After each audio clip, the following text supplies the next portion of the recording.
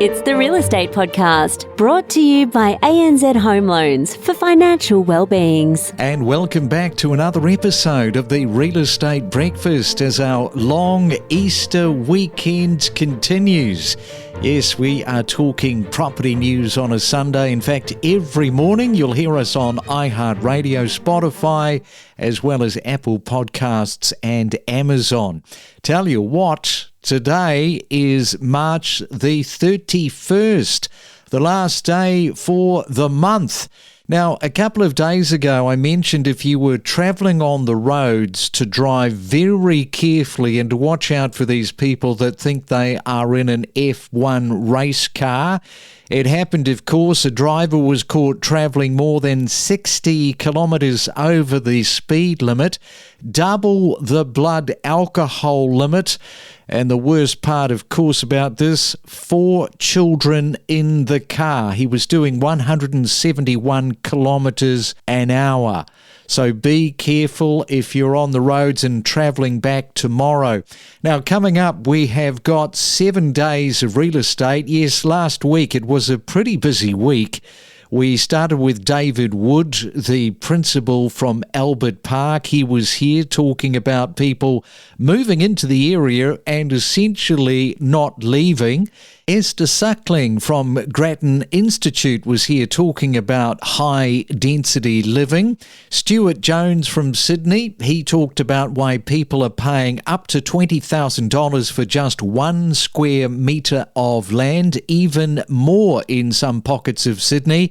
And Matthew Hughes, the man that knows a thing or two about the Perth property market, he was in as well. So that is all coming up on our Easter Sunday. Let's explore together the power of real estate. We keep you better informed and updated. Yes, it's been a busy weekend here in Melbourne, Craig. So we've had the Grand Prix in Albert Park, so it's been fabulous. You know, the Grand Prix, we've talked about this before. You've got the series on Netflix. It's just sort of elevated the sport. Everybody's into it now, particularly a lot of women that follow it who never did because of the personalities that are showing off on that TV series. I read that statistic and it's amazing, but I can tell you that the Grand Prix was sold out for all 4 days. And who's your favourite team principal, dare I ask?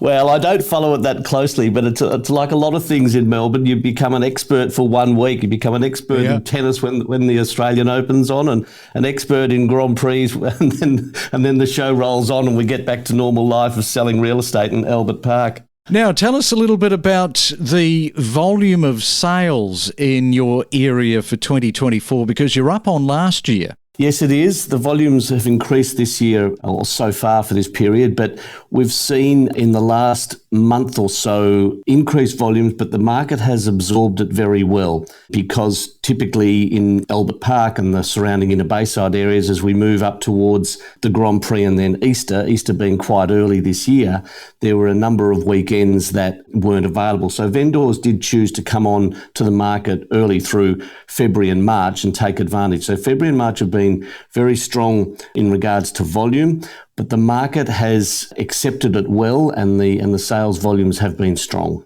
And David, I wanted to ask you about the scarcity of land and also the finite supply of Albert Park properties. Can you explain that a little bit to our audience, particularly those that don't know too much about Albert Park? Sure, Craig. Albert Park's a very small suburb, only about 3 or 4 kilometres from the CBD, and it's bordered by the Port Phillip Bay and the Albert Park Lake, and then we have the adjoining sister suburb of Middle Park. So there's only about just over 2,000 homes actually for sale in Albert Park, and there's a scarcity of supply. A lot of people, once they're here, they choose not to leave. And if you went back sort of 25 years ago, young families, when they came to Albert Park and lived in a terrace home, and I call a single level 2-bedroom, typically when the children grew up, they would sell that home and move further out along the bay or out to the eastern suburbs for a larger house with larger land. But the trend has been in recent times, because of the popularity of the area, the popularity of the Albert Park College, which is the secondary school, and also a wonderful community feel. A lot of people don't want to move from the area. They don't want to have the commute that's involved if they move to a suburb further away, and we all know what commuting's like with cars today. They chose to increase the size of their home by putting an extension on the period home that they have and not moving out. So there typically hasn't been a great supply of houses for sale, so there is a scarcity demand. Gain insights with exclusive conversations from real estate professionals about buying, selling and investing across Australia. I'm glad to be here. Thanks for having me. So this report echoes a lot of the sentiments that at the Grattan Institute our research has touched on, which is that the limited supply of housing is the key driver of the big increase we've seen in house prices and the very tight rental market for many Australians. In order to move towards a housing market which is more affordable and has a higher vacancy rate of properties, we need to be able to shift our housing stock from the current makeup, where we have mostly single unit, larger land sizes, to more of a variety of stock, which includes more low or more medium to high density housing. So with this, I mean, they're talking about median to higher density. I mean, that's the option. That's what they're saying people should be doing. But that's all well and good saying, hey, we'd like you to get into higher density. But it comes down to the attitude and very much the mindset, because not everybody is in this current frame of thinking, are they? Yeah, so I think that's a good point. There has historically been sort of the dream in Australia of owning the block of land with the garden out the back and a fair bit of space. But as the housing market has tightened, we're seeing that attitudes have really shifted, and there are more Australians, particularly young Australians, who are interested in living in smaller units, whether that be an apartment or a townhouse. But what we're noticing is that people's preferences are changing. So in 2016, smaller dwellings, including townhouses and apartments, made up 44% of Sydney's housing stock and 33% of Melbourne's. But when we asked people across the two cities about their preferences, people said that they had a much higher appetite for reasonably priced smaller dwellings. So people wanted the Sydney market to have 59% smaller dwellings, and people in Melbourne wanted the market to have around half, 52% of dwellings being smaller and more affordable. Another thing I'll just touch on is that we are seeing more demand for greater variety of smaller units of land. So it's not just a big 10-story building with quite small apartments. We're also seeing demand for, say, a semi-detached townhouse, which might better accommodate a smaller family. Okay, so that sort of all makes sense. And if we come back to that question of attitude and mindset, not everybody wanting to do it, I guess one of the knock-on effects of property being so expensive is that people have very little choice in many cases, that they have to go into units, they have to go into these higher density areas. Yeah, so look, what we're seeing at the moment is that it's almost the opposite in the places that people really want to live. So if you look at the middle rings of Melbourne and Sydney, we have pretty low stock of medium and high density living, and that's because state and local governments are in control of the planning framework, which dictates what can be built. And Australia has a very complex, restrictive planning framework in most areas. So that means that you'll see a lot of hesitancy and resistance amongst residents to increase density. So many people have a story of, in an area where they may want to buy, there is a proposed development, but it's knocked back by the council or the local government. The issue here is that the people who do get a seat at the table are the ones that already live in the area, but the people who may benefit from living there in a new medium density development, they don't have a say. And so we see this continual trend of policies or developments which might improve affordability being knocked back. What initiatives have governments taken to increase property density? I mean, it is always a little bit political. And how do they aim to make housing more affordable, do you think? So great question, and it's one that we've been following very closely. So the big reform that we've recently seen is the National Planning Reform Blueprint that the Albanese government put forward.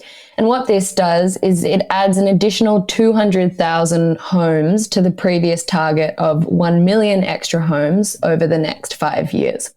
What the government has done, which is quite clever, is to incentivise the states and territories to get the ball rolling with this increase in housing stock by putting $3.5 billion in incentives on the table. So states and territories will be able to claim those incentives only if they meet the targets within their areas. This is something that the Grattan Institute has recommended for a while, incentivising the states because they really have their hand on the lever for increasing density. And we're hopeful that this could deliver some really significant reductions in house prices.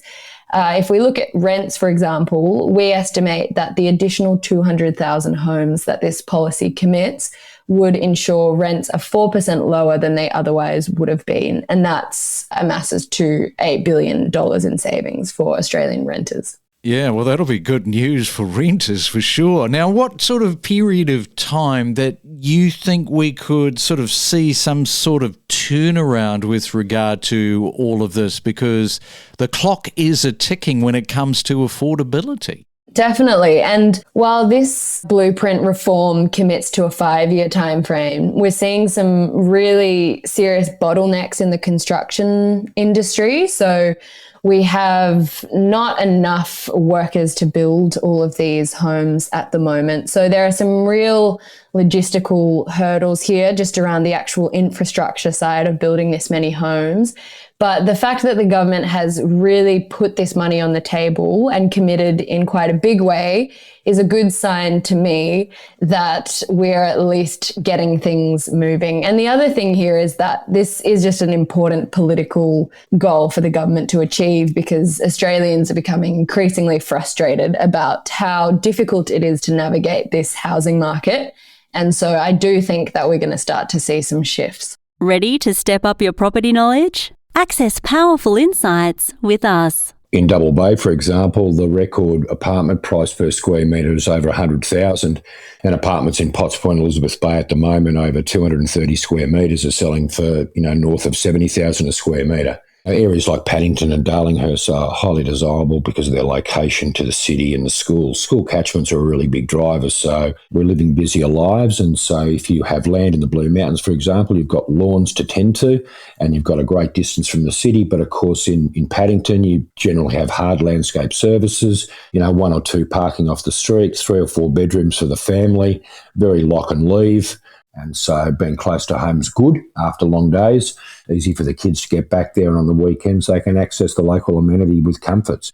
Have you noticed some of these new entrants as buyers agents coming into the market that might not be as fully qualified as Veronica was telling us 2 weeks ago? Well, I think as with anything, you've got to qualify. A lawyer's qualified because he's got a degree, and similarly with a doctor. Just because I've got a licence doesn't mean I'm qualified.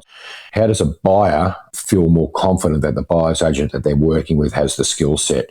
I think access to off-market's not enough. I think, connections is not enough. I think those things are important, but what's just as important or perhaps more important is A, the ability to appraise the value of a property that you want to purchase, and B, have transactional expertise, transactional fitness. You're not going to run a marathon in your first jog. You're going to break it into 5, 10 and 22 and 42K spurts. Similarly, in what we do, experience over time time makes you better at what you do and offering better value to your clients. And I think one important component which is overlooked, looking at square metre rates. Square metre rates are important when assessing a value of a property because that's how value is value. Developers build square metre rates, they sell on a square metre rate, and they derive a price point which the consumer buys. So if you reverse engineer that principle on an established property, you still need to consider that when a valuer goes into a property, they look at that property in two components, the land component and the dwelling component. Every valuation has a replacement cost on the building on that property. How do they derive that? Through square metre rates.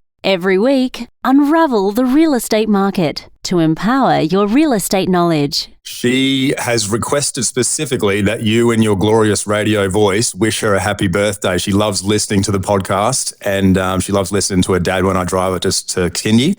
And she's asked whether you might be able to wish her a happy 4th birthday, mate. What is her name? Hunter. Happy birthday to you.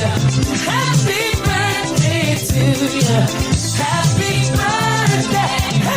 Yeah, happy birthday to you. Hunter turning 4 today. It's a big age, isn't it, turning 4? It is, yeah. We told her a couple of years ago, which seemed like a long way away at the time, that she could have a puppy when she turns 4. So that's next on the list because she didn't forget about it. All right, well, let's dive into some real estate news out of Perth. And I see that the former president of the Real Estate Institute of WA, he's predicted a 20 to 30% increase in the Perth property market with prices over the next 3 years. Have you got any thoughts around that in terms of reality? Yeah, I do. Look, he is known typically as a pretty balanced and conservative person. I think his original profession was as an accountant, so stereotypically they tend to be like that. And he's a smart guy and he knows the market and he's been in it for a long time. So for him to make what I thought was a pretty bold claim, but still something, I don't disagree with him. I think it is possible that what he's saying could actually unfold over the next few years and we could see that level of additional growth, that 20 to 30% that he's talking about in one of those once-in-a-generation super cycles that he references.